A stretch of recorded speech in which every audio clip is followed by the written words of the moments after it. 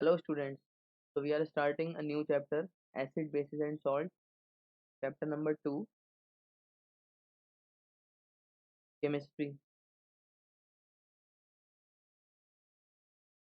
ठीक है। इससे पहले चैप्टर नंबर 1 हमने केमिस्ट्री का कंप्लीट कर लिया है एंड लाइट वाला चैप्टर फिजिक्स में वो हम कंप्लीट कर चुके हैं। Now here is classification of matter. तो जो मैटर है उसको हम किस किस टाइप से क्लासीफाई करते हैं, तो on the basis of composition, जो उनकी बनावट है वो किस टाइप से हम उसको, संरचना जिसे हम बोलेंगे, तो उस टाइप से हम कैसे बेसिस पे हम क्लासीफाई करते हैं। तो पहला है elements, then compounds and mixtures. ये तीन हम क्लासिफिकेशन करते हैं on the basis of composition.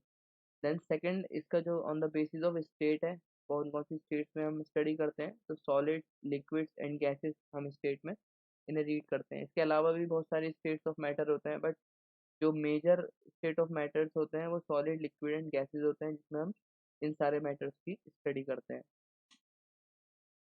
Then next is solubility. Solubility मतलब जो घुल सकते हैं, घुलनशीलता जिसे बोलते हैं। तो एक तो सस्पेंशंस हो गए, कोलाइड्स हो गए एंड सॉल्यूशंस। तो इन सब चीज़ों में हम इसको डिफरेंट टाइप ऑफ क्लासिफिकेशन करते हैं। एंड अब नेक्स्ट आता है टाइप ऑफ मिक्सचर्स। ये आपने 9th क्लास में रीड किया होगा, what are the type of mixtures. तो there are two type of mixtures, homogeneous and heterogeneous. तो then next is type of compounds. कितने टाइप के कंपाउंड्स होते हैं, तो कोवेलेंट कंपाउंड्स होते हैं एंड आयोनिक कंपाउंड्स होते हैं। इसको हम अभी आगे वाली क्लासेस में मेटल्स और नॉन मेटल्स में रीड करेंगे।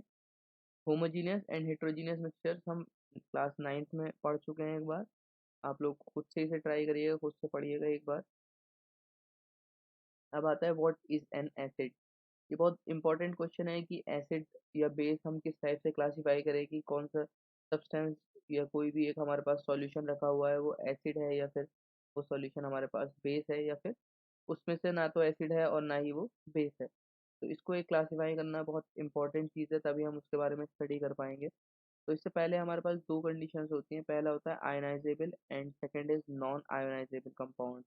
आयोनाइजेबल कंपाउंड क्या होते हैं और नॉन आयोनाइजेबल कंपाउंड को हम इस टाइप से डिफरेंशिएट करते हैं। An ionisable compound when dissolve in water और in its molten state dissociates into ions almost entirely. Example NaCl, HCl, KOH। तो आयोनाइजेबल कंपाउंड वो होते हैं जब हम उन्हें पानी में घोलते हैं और वो या फिर उनकी मॉल्टेन स्टेट होती है। मॉल्टेन स्टेट मतलब उन्हें पिघला देते हैं हम, तो वो डिसोशिएट हो जाते हैं अपने आयंस में। डिसोशिएट का मतलब है वो बिखर जाते हैं या फिर टूट जाते हैं अपने आयंस में कंप्लीटली। और एंटायरली का मतलब हो गया लगभग पूरी तरीके से वो अपने कंपाउंड्स में, सॉरी, अपने आयंस में ब्रेक हो जाते हैं। तो ऐसे कंपाउंड्स को हम बोलते हैं that are called ionisable compound. और उनके एग्जाम्पल है NaCl जो खाने वाला नमक होता है, HCl, KOH, ये इसके एग्जाम्पल्स होंगे। एंड नॉन आयोनाइजेबल कंपाउंड वो होते हैं does not dissociate into ions, जो अपने आयंस में नहीं ब्रेक होते जब हम उन्हें पानी में डाल देते हैं, या फिर उनकी मॉल्टेन स्टेट होगी तब भी वो आयंस में ब्रेक नहीं होंगे। जैसे एग्जाम्पल हो गया ग्लूकोज का या फिर एसीटोन का। जो ग्लूकोज होता है वो पानी के अंदर नहीं घुलता है, और NaCl या HCl वो बहुत इजीली पानी के अंदर डिसॉल्व हो जाते हैं। अब आता है बेसिकली एसिड्स और बेसिस होते क्या है। तो पहले हमें पढ़ना था what is ionisable and non ionisable compound. अब हम इससे अंदाज़ा लगा पाएंगे कि कौन से सब्सटेंस एसिड कहलाते हैं और कौन से कंपाउंड्स बेसिस कहलाते हैं। तो एक साइंटिस्ट है, एरिनियस नाम है उनका। उन्होंने एक थ्योरी दी थी अपने एसिड एंड बेसिस पे, कि हम किस टाइप से उन दोनों को डिफरेंशिएट कर सकते हैं।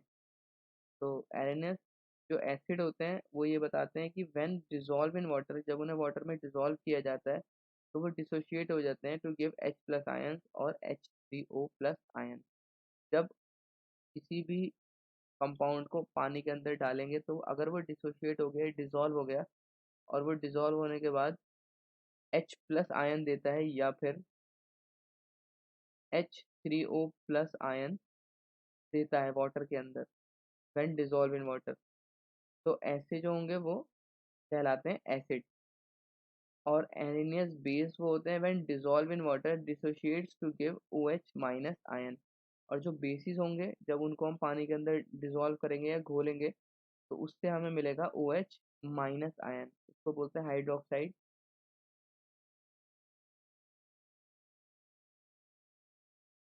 तो जब और इसको बोलते हैं हाइड्रोजन आयन या फिर इसको बोलते हैं हाइड्रोनियम आयन।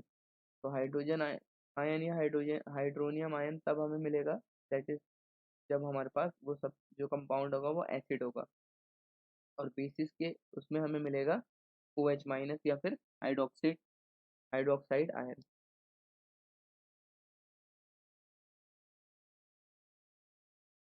अब इसके एग्जांपल्स हैं कुछ एसिड्स, जो अब हम एसिड बोलते हैं, जैसे hydrochloric acid, sulphuric acid, nitric acid. ये तीन एसिड्स याद रखिएगा, जो आपके बहुत सारे क्वेश्चंस आएंगे वो यही मेन तीन एसिड्स होंगी। एंड बेसिस के लिए होगा sodium hydroxide NaOH, potassium hydroxide KOH and calcium hydroxide CaOH whole twice. ये थोड़ा सा मिस्टेक है, ये H2SO4 इस टाइप से लिखा जाता है, and same Ca and OH whole twice इस टाइप से लिखा जाता है। ये कम्प्लीटली इसके बराबर में लिखा हुआ है, ये इसको हम थोड़ा सा सब स्क्रिप्ट में लिखते हैं, 2 और 4 को जो नंबर्स होते हैं। देन उसके बाद एक नए साइंटिस्ट आए, उन्होंने ये बताया कि जो एसिड्स और बेसिस हैं उनको एक और थोड़ा सा इजी उन्होंने समझाने के लिए बताया कि जो एसिड होंगे जब हम उनको वाटर में डिसॉल्व करेंगे तो वो डोनर का मतलब होता है वो देते हैं, डोनेट करते हैं। जो ब्रोंस्टेड एसिड होते हैं वो H+ देते हैं अपने एक्वा सॉल्यूशन में। और छोटी सी इन्होंने वही चीज़ को आगे फर्दर थोड़ा सा अपने अकॉर्डिंग इन्होंने ट्रांसलेट किया है उसे। और जो ब्रोंस्टेड बेस होते हैं वो OH सॉरी H+ आयन को एक्सेप्ट करते हैं। अब उन्होंने OH वाला जो लॉ इन्होंने किया था, एरिनियस ने थ्योरी दी थी H+ और OH माइनस की, ब्रोंस्टेड ने सिर्फ H+ पे थ्योरी दी है। जो H+ आयन को डोनेट करेगा वो होगा एसिड, और जो H+ आयन को एक्सेप्ट करेगा दैट इज कॉल्ड बेस। तो ये दोनों थ्योरी सही हैं। थ्योरी आपके पास नहीं आएगी कोई सी भी पूछने के लिए, ये सिर्फ इसलिए बताया गया है कि आप ये डिफरेंशिएट कर पाएँ कि what are acids and what are bases on the basis of chemical properties. ये सब हम केमिकल प्रॉपर्टीज के अकॉर्डिंग कर रहे हैं, क्योंकि हमें जनरली दिखेगा नहीं कि हाइड्रोजन आयन निकल रहा है, ये हम सिर्फ केमिस्ट्री के अकॉर्डिंग ही पढ़ सकते हैं कि कैसे हमें पता लगेगा उस सॉल्यूशन में H+ आयन है, और जब वो डिसोशिएट हुआ है तो वो OH माइनस में डिसोशिएट हुआ है, एंड सो ऑन। अब आता है फिजिकल टेस्ट। हम किसी भी एसिड का फिजिकल टेस्ट किस टाइप से कर सकते हैं? तो पहला इसका होता है कि टेस्ट करना, उसको चख के देखना। तो एन एसिड टेस्ट सोर, जो एसिड होते हैं वो खट्टे होते हैं, और जो बेसिस होते हैं वो टेस्ट में बिटर होते हैं। लेकिन इसका ये मतलब नहीं है कि किसी भी एसिड या बेस को हम टेस्ट करना स्टार्ट कर दें, क्योंकि ऐसा करने से वो कंटामिनेटेड भी हो सकता है और कोरोसिव भी हो सकता है, हमारी जुबान को भी जला सकता है। तो कभी टेस्ट नहीं करना चाहिए किसी भी एसिड या बेस को। बट एक तरीका बताया जा रहा है इसमें कि अगर आप एसिड जैसे बहुत लाइट एसिड्स होते हैं, जैसे लेमन हो गया, नींबू वगैरह, इसको हम टेस्ट करेंगे तो हमें पता लग जाएगा कि लेमन जो होता है वो हमारा एसिड होता है। तो इस टाइप से हम इसमें बता सकते हैं। और जो बेस होते हैं उनका टेस्ट कड़वा होता है, but you do not have to taste it. ठीक है, taste is not advised as an acid और बेस कुड बी कंटामिनेटेड और कोरोसिव। ये नुकसान भी पहुंचा सकते हैं और कोरोसिव भी हो सकते हैं। नेक्स्ट क्लास में हम पढ़ेंगे कि एसिड्स और बेसिस को जब हम रिएक्ट कराएंगे मेटल से, नॉन मेटल से, तब हमारे पास क्या कंपाउंड फॉर्म होते हैं।